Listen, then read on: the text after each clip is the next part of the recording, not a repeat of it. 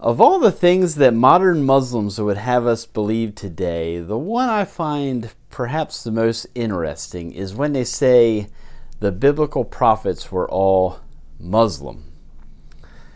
Muslims will say Noah was a Muslim. Well, when we think about the things that Noah did, he actually brought pigs on the ark.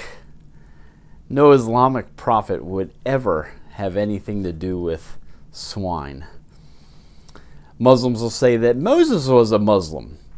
Well, when we look at the things that Moses did and said, he said that God forbade eating camel and rabbit. Looking through the Islamic scriptures, we find Muhammad ate both camel and rabbit. No Islamic prophet would ever contradict what Muhammad said or did. Muslims will say David was a Muslim. Well, when we look at what David did, is he actually got Uriah drunk to cover his sin. No Islamic prophet would have anything to do with getting a man drunk with alcohol. If these aren't interesting enough, the one I probably find the most bizarre is when they say Jesus was a Muslim. When we look at the things Jesus said and did, Jesus actually allowed people to worship him. No Muslim prophet would ever allow anyone to worship him. Jesus also called God his Father.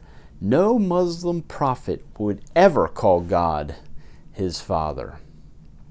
Jesus also allowed people to call him God. No Muslim prophet would ever allow anyone to call them God. Jesus also said that he would die and rise 3 days later. The Quran specifically says Jesus did not die. No Muslim prophet would ever contradict the Quran.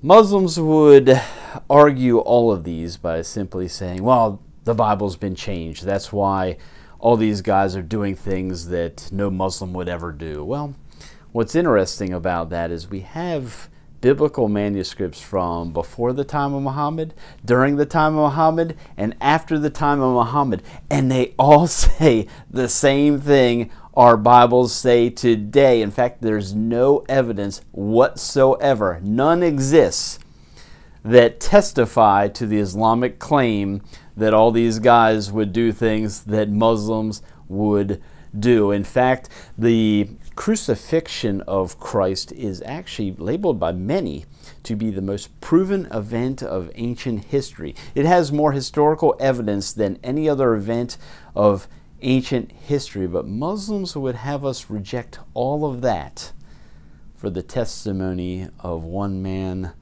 Muhammad. Friends, I want you to think about that. Think about what that means for us, what we have to swallow to believe this one man. So next time Muslims tell you that Noah, Moses, David, Jesus was a prophet, weigh that against the evidence. Pray this message blessed you and helps you in your pursuit of truth.